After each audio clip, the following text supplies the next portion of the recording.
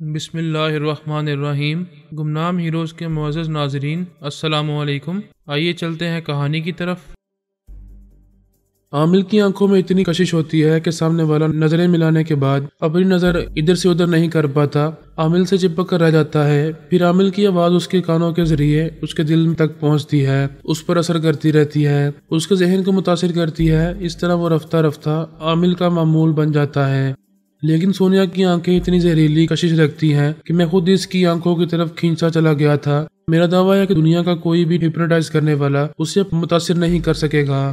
Builder four نے کہا، تم یہ بھی کہتے ہو کہ خیال خوانی کرنے والے بھی اس کے دماغ میں نہیں جا سکتے؟ کیا واقعی ہمارے تینوں ٹیلی پیتھی جاننے والوں میں سے کوئی بھی اس کے دماغ کے اندر نہیں جا سکے گا؟ نہیں جا سکے گا۔ آپ تینوں ٹیلی پیتھی جاننے والوں سے کہیں کہ وہ اس کے دماغ میں جا کر اپنی اپنی صلاحیتوں کو آزمائیں۔ میں پیشگوئی کرتا ہوں کہ وہ تینوں ہی ناکام رہیں گے۔ وہ چیخیں مار کر انہیں اپنے اندر سے بھگا دے گی۔ وہ اپنے تینوں ٹیلی پیتھی جاننے والوں کو اعصابی کمزوری کی دوائیں پلا کر سلا چکے تھے، ان سے فی الحال کوئی کام نہیں لے سکتے تھے۔ بلڈر 3 نے کہا، ہمیں جمائلہ سے پوچھنا چاہیے، شاید وہ اپنی پورے سراہ صلاحیتوں کے ذریعے سونیا کو اپنے قابو میں کر سکے۔ سونیا کو جس بنگلے میں رکھا گیا تھا وہاں جمائلہ موجود تھی۔ اس نے دیکھا تھا کہ بہت ہی تجربہ کار ہپنوٹزم کا ماہر گوتم نارائن ترمیمی عمل کے لیے آیا تھا، لیکن سونیا سے سامنا ہوتے ہی اس سے کچھ خوفزدہ ہو گیا تھا اور کچھ کہے سنے بغیر وہاں سے چلا گیا تھا۔ وہ سونیا سے بولی، میڈم میں سمجھ رہی ہوں کہ آپ کی آنکھیں بڑی خطرناک ہیں، میں بھی آپ سے نظریں ملا کے باتیں نہیں کر رہی ہوں کہ ایسا نہیں ہو سکتا کہ آپ اپنی نگاہوں میں نرمی پیدا کر لیں تاکہ وہ آپ پر ترمیمی عمل کر سکے۔ میں اسے ترمیمی عمل کرنے کیوں دوں؟ کیا میں اس کی معمولہ و تابعدار بن جاؤں؟ کیا تم مجھے نادان بچی سمجھ کر یہ مشورہ دے رہی ہو؟ وہ انکار میں سر ہلا کر بولی، یہ بات نہیں ہے، آپ اپنے ماضی کو بھول چکی ہیں، اپنا نام تک بھول چکی ہیں، اپنے شوہر اور بچوں کو نہ یاد کرتی ہیں اور نہ ان کی تصویریں دیکھ کر انہیں پہچان سکیں گی۔ کیا آپ انہیں یاد کرنا، جاننا، پہچاننا اور ان کے پاس جانا نہیں چاہیں گی؟ سونیا نے اسے سوچتی ہوئی نظروں سے دیکھا، پھر اس بات میں سر ہلا کر کہا، بے شک میں جاننا چاہتی ہوں کہ کون ہوں، کہاں سے آئی ہوں، میرا شوہر کون ہے، میرے بچے کتنے ہیں اور وہ کیسے ہیں، میں انہیں پیار کرنا چاہتی ہوں۔ میڈم یہ تبھی ممکن ہے جب آپ خود پر ترمیمی عمل کرنے دیں گی، اس عمل کے ذریعے آپ کی یادداشت واپس لائی جا سکے گی۔ وہ قائل ہو کر بولی، تم درست کہہ رہی ہو، لیکن وہ ہپنوٹائز کرنے والا مجھے اپنی معمولہ اور تنیز بھی بنا سکتا ہے۔ وہ آگے بڑھ کر بولی، میں اس بات کی ضمانت دیتی ہوں اور وعدہ کرتی ہوں کہ وہ سیدھا سا عمل کرے گا، آپ کو اپنی کنیز نہیں بنائے گا۔ میں تمہیں نہیں جانتی، تم پر بھروسہ کیسے کروں؟ اپنی یادداشت واپس لانے کے لیے کبھی نہ کبھی تو آپ کو خود پر ترمیمی عمل کرانا ہوگا، کسی کے بھی زیر علاج آنا ہوگا، کسی نہ کسی پر تو بھروسہ کرنا ہی ہوگا۔ میں آپ کی بیٹی جیسی ہوں، آپ مجھے ماں کا پیار دیں۔ میں ایک بیٹی کی زبان سے وعدہ کرتی ہوں کہ آپ کو کوئی نقصان نہیں پہنچے گا۔ سونیا راضی ہو گئی۔ اسی وقت بلڈر 1 نے فون کے ذریعے جمائلہ سے کہا، ہم بڑی مشکل میں پڑ گئے ہیں۔ تم نے دیکھا ہوگا کہ گوتم نارائن سونیا پر ترمیمی عمل کرنے سے گریز کر رہا ہے اور وہاں سے چلا آیا ہے۔ میں سب دیکھ رہی ہوں اور سمجھ رہی ہوں، آپ فکر نہ کریں۔ میں نے ابھی میڈم کو راضی کیا ہے کہ وہ گوتم نارائن کو خود ترمیمی عمل کرنے دیں گی۔ ان کی آنکھوں میں جو زہریلی کشش ہے اس میں نرمی پیدا کر لیں۔ میڈم میری بات مان گئی ہیں، ترمیمی عمل کرانے پر راضی ہو گئی ہیں۔ بلڈر 1 نے حیرانی سے پوچھا، وہ اتنی آسانی سے کیسے راضی ہو گئیں؟ میں نے انہیں یقین دلایا ہے کہ وہ ترمیمی عمل کے ذریعے ان کی یادداشت واپس لائی جائے گی، اس طرح وہ اپنے بھولے ہوئے شوہر اور بچوں کو پہچان سکیں گی، ان کے پاس جا سکیں گی۔ بہرحال یہ راضی ہو گئی ہیں۔ بلڈر 1 نے خوش ہو کر کہا، جمائلہ تم واقعی باکمال ہو، ہمارے بہت کام آ رہی ہو، جو کام ہمارے لیے ناممکن ہوتا ہے تم اسے ممکن بنا دیتی ہو۔ میں ابھی گوتم نارائن کو وہاں بھیج رہا ہوں۔ گوتم نارائن دوبارہ سونیا کا سامنا نہیں کرنا چاہتا تھا، لیکن 7 بلڈرز کا وفادار تھا، ان کے کسی حکم سے انکار نہیں کر سکتا تھا، لہذا پھر سونیا کے پاس آ گیا۔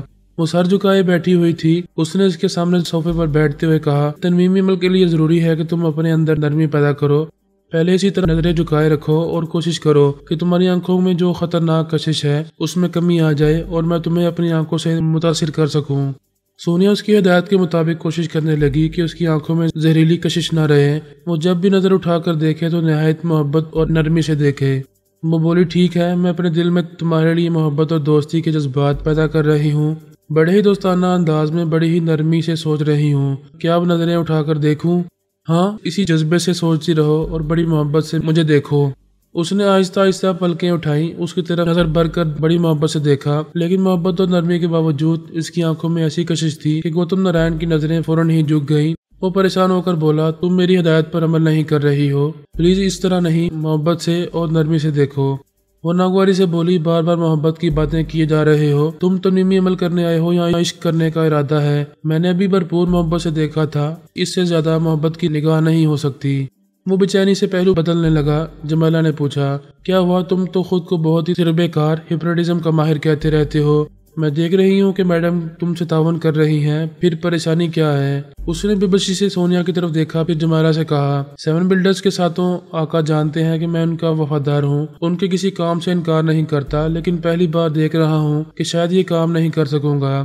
بے شک یہ اپنے طور پر تعاون کر رہی ہے، لیکن محبت سے دیکھنے کے باوجود ان کی نگاہوں میں نرمی نہیں ہے، یہ دیکھتی ہیں تو ایسا لگتا ہے کہ دماغ میں خنجر کی نوک اتر گئی ہے۔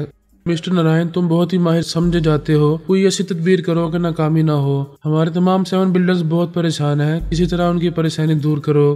وہ تھوڑی دیر تک ہر جگہ سوچتا رہا، پھر اس نے سونیا سے کہا کیا ایسا ممکن ہے کہ تم بیڈ پر لیٹ کر آنکھیں بند کر لو، میری طرف نہ دیکھو، اپنے تصور میں میری متاثر کرنے والی آنکھوں کو دیکھو اور اپنے ذہن کو مائل کرو کہ تم میری آنکھوں سے متاثر ہوتی جا رہی ہو، ایسے ہی وقت میں اپنی آواز کے ذریعے تمہارے کانوں سے دل میں اترتا رہوں گا، تمہارے دماغ کو متاثر کرتا رہوں گا، شاید اس طرح مجھے کامیابی حاصل ہو جائے اور تم معمولہ بن سکو۔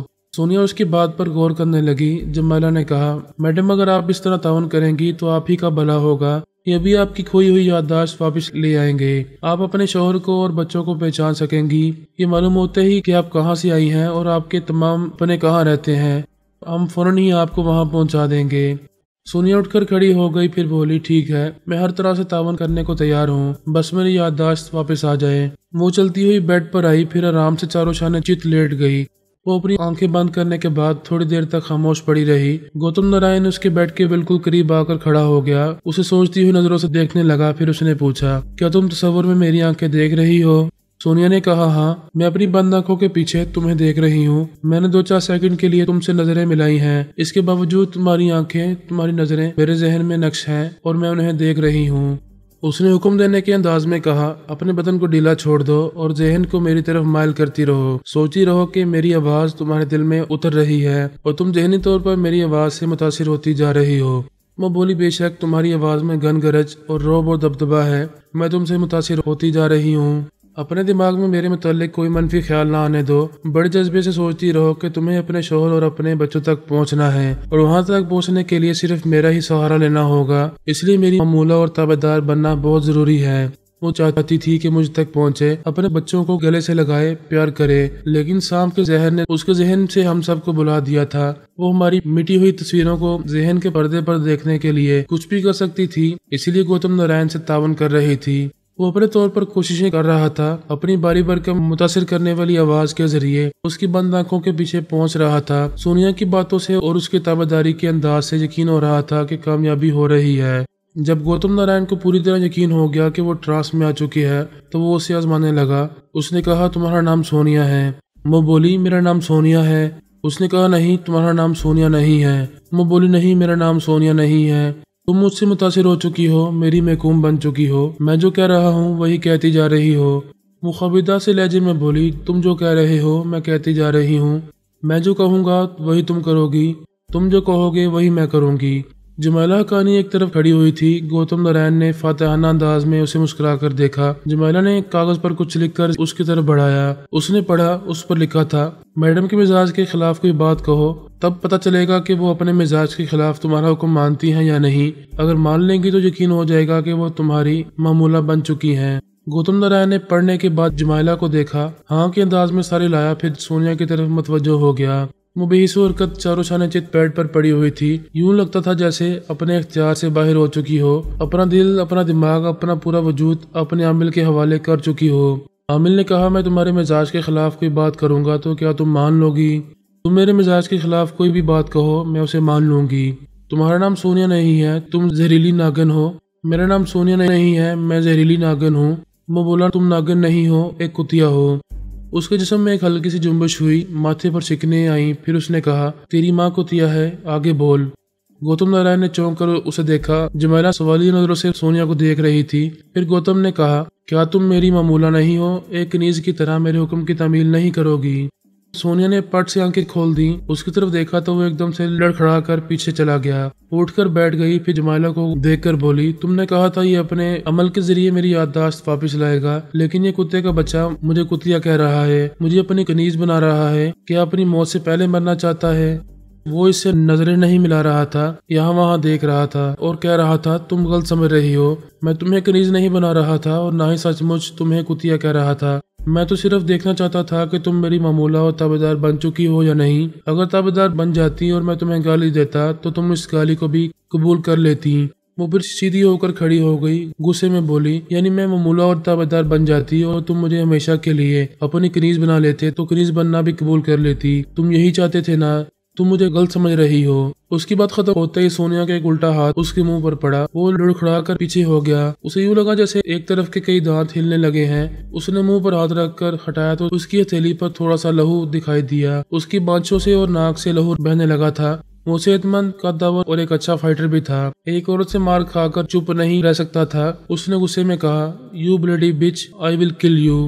وہ حملہ کرنے کے لیے آگے بڑھا، اسے پہلے ہی سونیا نے گھوم کر ایک لات اس کے منہ پر ماری، وہ پھر اڑ کر پیچھے گیا اور صوفے سے ٹکرا کر نیچے گر پڑا۔ وہ اچھا فائٹر تھا، فوراً ہی اچھل کر کھڑا ہو گیا، لیکن جمائلہ ان کے درمیان آ گئی، پھر گوتم سے بولی رک جاؤ، میں تمہیں لڑنے نہیں دوں گی، جس کام سے آئے تھے اس میں ناکام رہے، اس لیے فوراً یہاں سے چلے جاؤ۔ وہ غصے میں بولا یو شٹ اپ، میں بھی تم دونوں کی گردن توڑ دوں گا۔ اس نے حملہ کرنے کے لیے ہاتھ چلایا تو جمائلہ نے اس کی کلائی پکڑ لی، اس نے دوسرا ہاتھ چلایا تو دوسری کلائی پکڑ لی، اسے ایسے لگا جیسے دونوں کلائیاں لوہے کے شکنجے میں آ گئی ہوں۔ تب اسے یاد آیا کہ رات کا وقت ہے اور جمائلہ صبح تک نیگیٹو رہتی ہے، عجیب پورے سرار قوتوں کی مالکہ بن جاتی ہے، اگر اس نے شکست تسلیم نہ کی تو بے موت مارا جائے گا۔ سونیا بڑی توجہ سے جمائلہ کو دیکھ رہی تھی، سوچ رہی تھی کہ یہ لڑکی کتنی طاقتور ہے، لمبا چوڑا صحت مند شخص اپنی کلائیاں چھڑا نہیں پا رہا۔ گوتم نارائن نے جمائلہ کو دیکھتے ہوئے عاجزی سے کہا سوری، مجھ سے غلطی ہو گئی، میں تمہارے حکم کے مطابق ابھی چپ چاپ چلا جاؤں گا، پلیز مجھے چھوڑ دو۔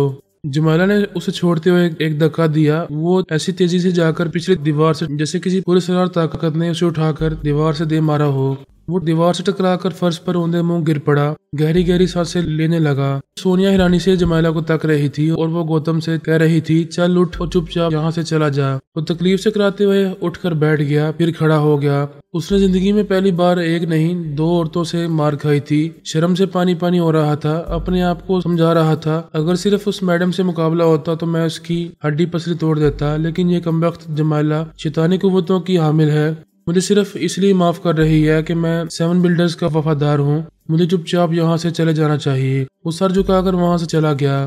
سونیا نے اسے گور کر دیکھتے ہوئے پوچھا کیا تم کسی سپر مین کی اولاد ہو؟ میں دیکھ رہی تھی وہ تم سے کلائی نہیں چھڑا پا رہا تھا، پھر تم نے معمولی سا دھکا دیا، وہ دیوار سے ایسے جا ٹکرایا جیسے کسی جن نے اسے اٹھا کر دیوار پر دے مارا ہو۔ جب تک رات کی تاریکی رہتی تھی تب تک جمائلہ کا ذہن بھی شاطرانہ انداز میں سوچتا تھا، جھوٹ بولنا اور فریب دینا اس کے لیے معمولی سی بات ہوتی تھی۔ وہ مسکرا کر بولی ابھی آپ نے پوچھا ہے کیا میں کسی سپر مین کی اولاد ہوں، اب میں آپ سے کیا کہوں، آپ اپنی یادداشت کھو چکی ہیں، اگر میں کہوں کہ آپ سے خون کا رشتہ ہے تو کیا یقین نہیں کریں گی؟ سونیا نے اسے سوچتی ہوئی سوالیہ نظروں سے دیکھا۔ جمائلہ بولی میں کسی سپر مین کی نہیں، کسی سپر وومن کی اولاد ہوں، میری ماما ناقابل شکست خاتون ہے اور وہ آپ ہیں۔ سونیا نے شدید حیرانی سے پوچھا کیا تم سچ کہہ رہی ہو، کیا تم میری بیٹی ہو؟ وہ اس بات میں ساری لا کر بولی میں ابھی آپ سے یہ کہنا نہیں چاہتی تھی، میری دلی خواہش تھی کہ تنویمی عمل کے ذریعے آپ کی یادداشت واپس آ جائے، پھر آپ خود ہی مجھے پہچان کر گلے سے لگا لیں گی۔ سونیا اس کی طرف کھنجی چلی آئی، اس کے چہرے کو اور اس کے بدن کو چھو کر کہنے لگی پتہ نہیں کیوں تمہیں دیکھتے ہی مجھے ایسا لگا تھا جیسے تم میری کوئی سگی ہو، میری اپنی ہو، اس لیے میں اب تک تمہاری ہر بات مانتی آئی تھی۔ تنویمی عمل کرانا مجھے اچھا نہیں لگ رہا تھا، یہ میرے مزاج کے خلاف تھا، پھر بھی میں تمہاری بات مان رہی تھی۔ پھر ایک بار بولو کیا تم میری بیٹی ہو؟ ہاں ماما، آپ مجھے دل کی دھڑکنوں سے لگا کر دیکھیں، آپ کو دل گواہی دے گا۔ اس نے جمائلہ کو گلے سے لگا لیا، اسے چومنے لگی، محسوس کرنے لگی جیسے واقعی اپنی بیٹی کو گلے لگا رہی ہو اور اسے چوم رہی ہو، اس سے بڑی مسرت حاصل ہو رہی تھی۔ پھر اس نے پوچھا تمہارے ڈیڈی کہاں ہیں؟ میں اپنے ڈیڈی کو پاپا کہا کرتی تھی، وہ بھی اس دنیا میں نہیں رہے، آپ بیوہ ہو چکی ہیں۔ وہ بڑے دکھ سے بولی او خدایا، میری شادی کب ہوئی، میں بیوی کب بنی اور بیوہ کب بنی، کچھ یاد نہیں آ رہا، یہ بتاؤ کیا میری اور بھی کوئی اولاد ہے؟ وہ انکار میں ساری لا کر بولی نہیں، میں ہی آپ کی ایک بیٹی ہوں، ہم ماں بیٹی کا اس دنیا میں کوئی نہیں رہا، میں اب سے پہلے کسی دوسرے ملک میں تھی، اتنا یاد ہے کہ ایک اسپتال میں پڑی ہوئی تھی، اس سے پہلے کی باتیں مجھے یاد نہیں آ رہی۔ آپ کو سب کچھ یاد آ جائے گا، میں آپ کی یادداشت واپس لاؤں گی۔ تمہارے پاپا مر گئے، میری یادداشت گم ہو گئی، تم تنہا کیسے زندگی گزار رہی ہو، یہ بنگلہ کس کا ہے؟ یہ ہمارا ہے۔ میں 7 بلڈرز کے ارکان میں سب سے اہم رکن سمجھی جاتی ہوں۔ میرے پاس دولت اور جائیداد کی کمی نہیں ہے، صرف آپ کی کمی ہے۔ آپ کے ملنے کے بعد بھی جب تک یادداشت واپس نہیں آئے گی، میں آپ کی کمی محسوس کرتی رہوں گی۔ سونیا نے اس کے سر پر ہاتھ پھیرتے ہوئے کہا، میں تمہارے جذبات کو سمجھ رہی ہوں، تم چاہتی ہو میں تمہاری پیدائش کے پہلے لمحے سے اب تک کی ساری باتیں یاد کروں، اس طرح میری ممتا میں اور شدت پیدا ہو جائے گی۔ وعدہ کریں جب بھی آپ کی یادداشت واپس لانے کے لیے کوششیں کی جائیں گی اور کسی تدبیر پر عمل کیا جائے گا تو آپ میری ہر بات مان لیا کریں گی۔ ہاں بیٹی، جو تم کہو گی میں وہ کروں گی۔ آؤ بہت رات ہو گئی ہے، ہم سو جائیں۔ وہ بیڈ کی طرف جاتے ہوئے بولی، آپ یہاں آرام سے لیٹ جائیں اور سونے کی کوشش کریں۔ ہم ماں بیٹی بہت عرصے بعد مل رہی ہیں، کیا تم میرے ساتھ سونا نہیں چاہو گی؟ میں تو دن رات آپ کے سینے سے لگ کر رہنا چاہتی ہوں، لیکن ابھی آپ کو بہت سی باتیں یاد دلانی ہیں۔ آپ نہیں جانتی کہ میں رات کو کبھی کبھار ہی سوتی ہوں، کبھی رات کو کبھی دن کو 2-4 گھنٹے سو کر نیند پوری کر لیتی ہوں، ورنہ جاگتی ہی رہتی ہوں۔ تعجب ہے تم کم سے کم کیوں سوتی ہو؟ اب میں آپ کو کیا بتاؤں، ہم دونوں ماں بیٹی عجوبہ سمجھی جاتی ہیں، ہمارے اندر پراسرار قوتیں ہیں۔ میرے اندر صرف رات کی تاریکی میں یہ پراسرار قوتیں اپنا کام دکھاتی ہیں، ورنہ اب تو دن رات پراسرار اور طاقتور بنی رہتی ہیں۔ وہ کچھ پریشان سی ہو کر بولی، تمہاری باتیں مجھے الجھا رہی ہیں، ہم دونوں پراسرار اور عجیب و غریب کیوں سمجھی جاتی ہیں، اور ہمارے اندر ایسی قوتیں کہاں سے آ جاتی ہیں؟ ہم مسلمان ہیں، لیکن جب شام کا اندھیرا پھیلتا ہے تو میرے اندر عجیب سی تبدیلیاں پیدا ہو جاتی ہیں۔ اس وقت بھی میں تبدیل ہو چکی ہوں اور شام سے لے کر صبح 6 بجے تک ابوالہول کی عقیدت مند ہوں۔ رات بھر اس کی پوجا کرتی ہوں اور وہ مجھے پراسرار قوتیں دیتا رہتا ہے۔ اس نے رانی سے پوچھا، بیٹی یہ تم کیا کہہ رہی ہو؟ مجھے یقین نہیں آ رہا ہے کہ تم مسلمان ہو کر ایک بت کی پوجا کرتی ہو اور یہ عقیدہ رکھتی ہو کہ وہ تمہیں پراسرار قوتیں دیتا ہے۔ میں جھوٹ نہیں بول رہی ہوں، آپ نے ابھی اپنی آنکھوں سے دیکھا ہے کہ میرے اندر کتنی قوت آ گئی تھی۔ جب صبح ہوگی تو آپ دیکھیں گی کہ میرے اندر ایسی کوئی طاقت نہیں رہے گی۔ میں ایک سیدھی سادی سی مسلمان لڑکی بن کر بڑی سادگی سے رہوں گی۔ کبھی وقت ملتا ہے تو میں نمازیں پڑھتی ہوں، کلام پاک کی تلاوت کرتی ہوں، کبھی جھوٹ نہیں بولتی، کسی کو دھوکہ نہیں دیتی۔ جب ابوالہول کی پوجا کرنے سے تمہیں پراسرار قوتیں حاصل ہوتی ہیں تو پھر ایسی قوتیں مجھے کیوں حاصل نہیں ہو رہی ہیں؟ آپ کے اندر تو دن رات پراسرار قوتیں موجود رہتی ہیں۔ ابھی آپ نے دیکھا ہے کہ آپ کا ایک ہاتھ پڑتے ہی اس کے منہ سے اور ناک سے لہو رسنے لگا تھا۔ کیا آپ جانتی ہیں کہ آپ کے اندر زہریلی قوت ہے؟ سونیا اسے سوچتی ہوئی نظروں سے دیکھنے لگی اور کہنے لگی، میں کچھ نہیں جانتی، اسپتال میں گونگی اور بہری تھی، ڈاکٹر کیا کہا کرتے تھے میں سن نہیں پاتی تھی اور نہ ہی کچھ بول پاتی تھی۔ وہ بولی، ڈاکٹر یہی سمجھتے ہیں کہ کسی زہریلے سانپ نے آپ کو ڈس لیا تھا، اس لیے آپ زہریلی ہو گئی ہیں، جبکہ آپ کو کسی سانپ نے نہیں ڈسا تھا۔ ابوالہول نے آپ کو زہریلی بنایا ہے، آپ پر دنیا کا کوئی زہر اثر نہیں کرے گا۔ اگر آپ کسی کو کاٹ لیں گی تو اسی وقت تڑپ تڑپ کر مر جائے گا۔ ابھی آپ مجھے چوم رہی تھی تو میں ڈر رہی تھی۔ سونیا نے حیرانی سے پوچھا، تم مجھ سے کیوں ڈر رہی تھی؟ اگر چومتے وقت آپ کا دانت میرے چہرے پر لگ جاتا تو آپ کا زہر میرے اندر پہنچ جاتا۔ اس نے پریشان ہو کر کہا، او گارڈ، آئندہ میں خیال رکھوں گی۔ ابھی آپ کو بتانے کی سمجھانے کی بہت سی باتیں ہیں، لیکن بہت رات ہو چکی ہے، آپ اپنی بیٹی کی بات مان کر یہاں سو جائیں۔ میں 7 بلڈرز کے ایک معاملے میں مصروف رہوں گی، صبح آپ کے پاس آ جاؤں گی۔ سونیا نیند کا غلبہ محسوس کر رہی تھی، اس کی بات مان کر بستر پر لیٹ گئی۔ جمیلہ پائنتی بیٹھ کر اس کے پاؤں دابنے لگی۔ تھوڑی دیر بعد ہی وہ گہری نیند میں ڈوبتی چلی گئی۔ جمیلہ بیڈ روم کی لائٹ صاف کر کے ڈرائنگ روم میں آئی، فون کا بزر سنائی دیا۔ وہ اسے آن کر کے کان سے لگا کر بولی، یس باس۔ دوسری طرف سے بلڈرمن نے کہا، کیا تم نہیں سمجھتی کہ میڈم سونیا پرابلم بن گئی ہیں؟ یقیناً گوتم نے آپ سے شکایت کی ہوگی، جبکہ غلطی اس کی ہے۔ ایک تو وہ تنظیمی عمل کرنے میں ناکام رہا، دوسری بات یہ کہ عمل کرنے کے دوران میں اس نے میڈم کو کتیا کہا۔ اس کی سزا تو اسے ملنے ہی تھی۔ وہ کہہ رہا تھا کہ تم نے بھی اس کی پٹائی کی ہے۔ میں اپنی تنظیم کے بڑے سے بڑے اور چھوٹے سے چھوٹے فرد کی عزت کرتی ہوں، یہی کوشش ہوتی ہے کہ میری ذات سے کسی کو نقصان نہ پہنچے، لیکن اس نے مردانہ غیرت اور جوش میں آ کر مجھ پر بھی حملہ کیا تھا۔ اگر وہ ہماری تنظیم کا اہم رکن نہ ہوتا تو اس وقت آپ کے پاس اس کی لاش پہنچتی۔